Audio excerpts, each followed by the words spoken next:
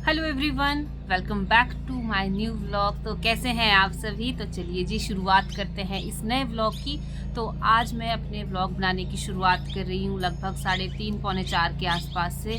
तो आज पूरा दिन बीत गया बस साफ़ सफाई और कपड़े ही धोने में, क्योंकि आज बहुत दिनों बाद हमारे पहाड़ों में धूप लगी है। बिल्कुल नीला आसमान दिखाई दिया है बहुत दिनों के बाद, तो हम इसका फ़ायदा कैसे नहीं उठाते। तो बस अभी मैं और दादी जी यहाँ बैठे हुए थे धूप में, काफ़ी गप्पे हमने मारी और अब दादी जी देख रहे हैं अपनी जुराब जो मैंने कल बनाना शुरू की थी। तो मैंने इसको बनाने के लिए ना ये 2 कलर चूज़ किए थे कि इसके साथ थोड़ा सा एक डार्क एक लाइट। तो अब पता नहीं ये बन के कैसा आएगा, लेकिन अब मैंने तो शुरू कर दिया इन 2 कलर्स के साथ। और आज के ब्लॉग में मैं पूरी कोशिश करूँगी आपको अपना मजठाई गाँव दिखाने की, कि कैसा मेरा मजठाई गांव है, कितना सुंदर है, क्या क्या इसके अंदर होता है, यहाँ के लोग अपना जीवन कैसे जीते हैं। तो चलिए जी निकलते हैं फिर इस नए ब्लॉग को बनाने के लिए। तो ये देखिए, ये है मेरा मायका, मेरा गांव मजठाई, जहाँ पर मैंने अपने जीवन के 25 से 27 साल जिए हैं। तो आज मैं आपके सामने अपने मायके मजठाई गांव की खूबसूरती को पेश करने वाली हूँ कि एक सर्वगुण संपन्न गांव किस तरह का होता है। वैसे तो ये पॉसिबल नहीं है कि किसी गांव की खूबसूरती को मैं 8 से 10 मिनट की वीडियो में बयां कर पाऊँ, लेकिन फिर भी मैं कोशिश करूँगी कि मैं इस गांव की खूबसूरती का कुछ अंश आपके सामने पेश कर पाऊं। तो ये जो आप सामने देख रहे हैं बड़ा सा गांव, ये है मजठाई गांव, जो चारों तरफ से ना बड़ी बड़ी पहाड़ियों से ढका हुआ है। और इस समय सूर्यास्त हो रहा है, तो सूर्यास्त की लालिमा भी इसकी शोभा को इस समय 4 गुना बढ़ा रही है। तो मजठाई गांव में जितने घर है उतने ही अब पॉली हाउस लग चुके हैं, जो कि काफ़ी सुंदर लगते हैं दूर से देखने में। तो मजठाई गांव एक बड़ा गांव है जहां पर काफ़ी आबादी बसती है। तो ये तो था मजठाई गांव का थोड़ा हाइट से व्यू। अब चलते हैं गांव के अंदर, और गांव के अंदर जाने के लिए ना इसी तरह के पक्के रास्ते बने हुए हैं, पक्की सड़कें बनी हुई है। तो इससे पता चलता है कि ग्राम पंचायत ने काफ़ी अच्छा काम किया है अपने अपने कार्यकाल में। और ये जो आप देख रहे हैं इसे हमारी लोकल भाषा में कहते हैं बस अड्डा, जहाँ पर मैक्सिमम गाड़ियाँ पार्क की जाती है गांव वालों की। तो अभी समय 4:30 से 5 हो रहा है, तो अभी देखिए इतनी गाड़ी यहाँ पे ऑलरेडी पार्क है। शाम को 8 से 9 बजते बजते ना यहाँ पे इतनी ज़्यादा गाड़ियाँ हो जाती है कि यहाँ पे जगह नहीं मिलती है गाड़ी लगाने के लिए। और अड्डे के साथ ही एक शॉप भी है छोटी सी, जहाँ पर बेसिक नीड्स की ज़रूरत की जो भी चीज़ें होती है गाँव वालों को वो इजीली मिल जाती है। तो ऐसी 1 से 2 दुकानें इस गांव में अवेलेबल हैं। तो अब चलते हैं घर की तरफ। तो ये है मेरा बहुत ही प्यारा सा घर, और किस लड़की को अपना मायका अच्छा नहीं लगेगा, तो मैं तो प्यारा ही बोलूँगी। आपको कैसा लगा आप कमेंट सेक्शन में ज़रूर बताना। तो ये वो घर है जहाँ पे मैं जन्मी, मेरा पालन पोषण हुआ, मेरा पढ़ाई हुआ, और इसी घर से मेरी शादी भी हुई। तो ये है मेरा छोटा सा प्यारा सा सुंदर सा घर।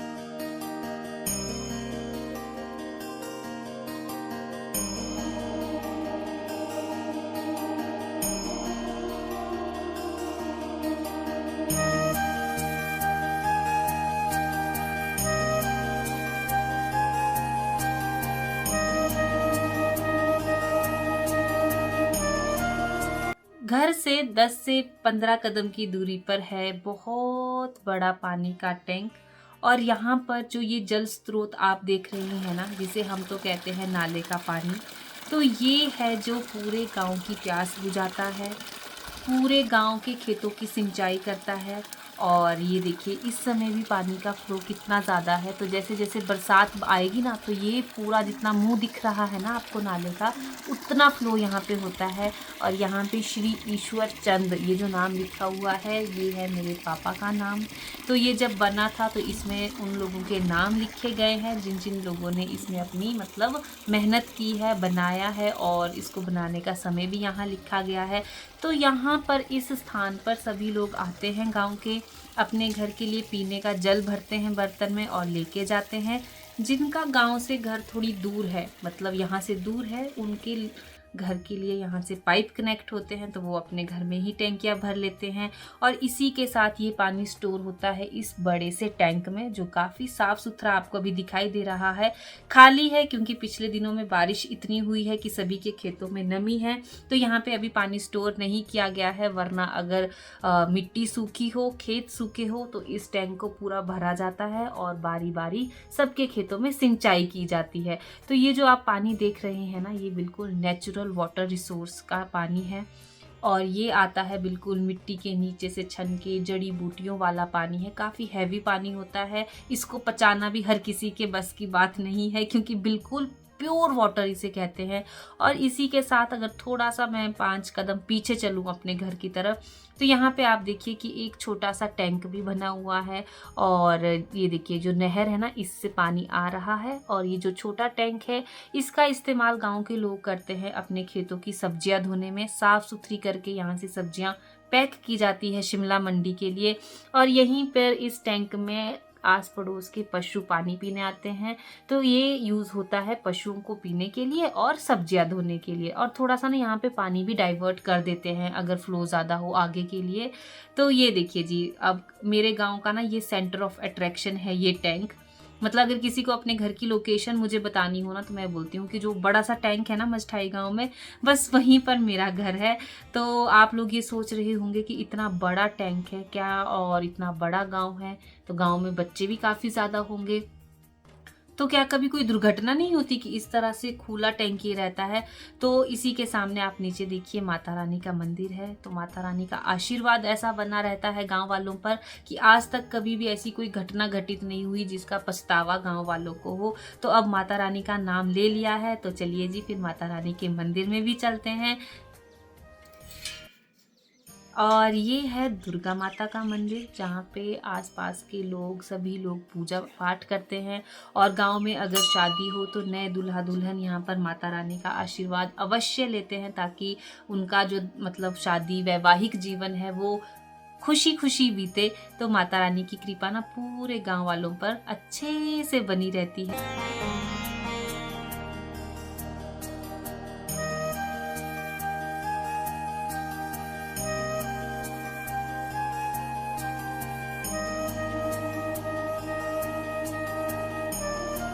और अब चलते हैं गांव के अंदर थोड़ा थोड़ा इन पतले पतले रास्तों से। तो आजकल तो गांव की शोभा इन फूलों ने इतनी ज़्यादा बढ़ा रखी है कि गांव मतलब काफ़ी मनमोहक लगता है।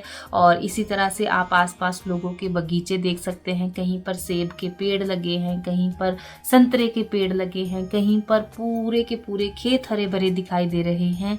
और मझठाई गांव में आपको ज़्यादातर खेतों में साग सब्जियां लगी हुई दिखेंगी, क्योंकि यहाँ पे कोई भी खेत बंजर नहीं मिलेगा आपको। एक कारण तो ये है कि यहाँ पर मैक्सिमम लोगों का जो जीवन चलता है वो खेती बाड़ी पर चलता है, और दूसरा यहाँ पर पानी इतना अच्छा है हमारे पास कि मतलब लोग क्यों ही छोड़े, जब पानी इतना अच्छा है तो क्यों ना इसमें साग सब्जी उगाए। तो बस अब चलते हैं और हरे भरे खेत देखते हैं लोगों के।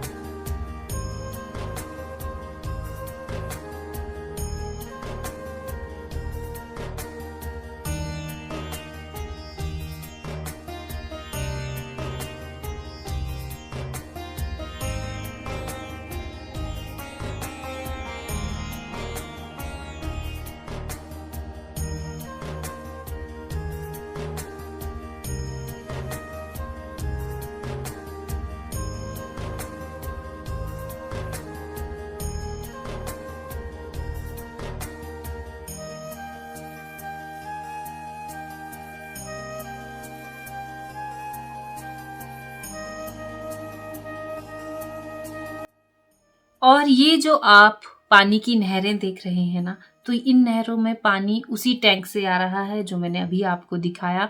तो इसी तरह की नहर, इसको हमारी भाषा में कूल कहते हैं, तो इस तरह की नहर जो है वो हर व्यक्ति के खेत तक बनी हुई है, बिल्कुल पक्की बनी हुई है। तो जब भी जिसने सिंचाई करनी होती है ना, तो वो टैंक से पानी छोड़ता है और अपने खेत तक ले जाता है। तो आजकल ज़रूरत नहीं है, इसलिए ये सारा पानी डाइवर्ट कर दिया है एक छोटे नाले की तरफ, ताकि वहाँ पर पानी चला जाए और वेस्ट ना हो।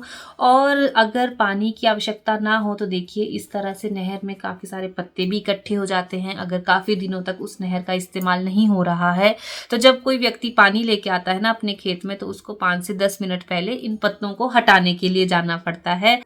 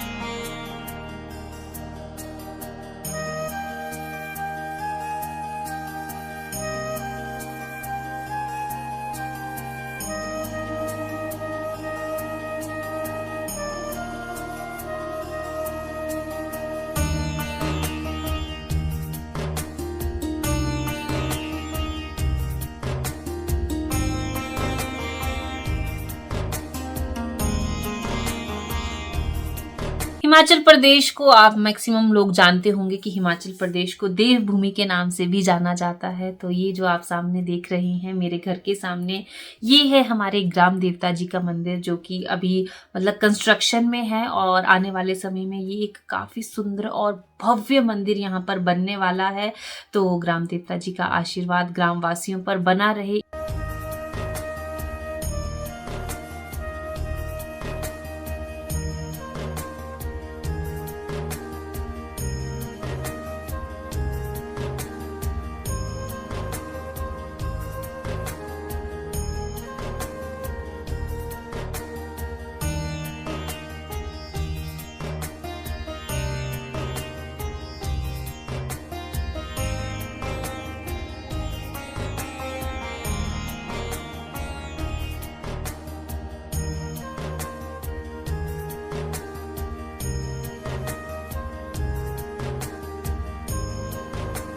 तो चलिए जी, ये था मेरा बहुत ही सुंदर सा मजठाई गांव। आई होप आपको ये गांव अच्छा लगा होगा। अच्छा लगा होगा तो वीडियो को लाइक करना ना भूले, और गांव में क्या चीज़ सबसे अच्छी लगी वो कमेंट सेक्शन में लिखना ना भूले। तो चलिए जी, करती हूँ मैं इस खूबसूरत सी वीडियो को समाप्त। मिलूंगी आपसे कल, तब तक आप सभी लोग अपना ध्यान रखिए। जय माता दी।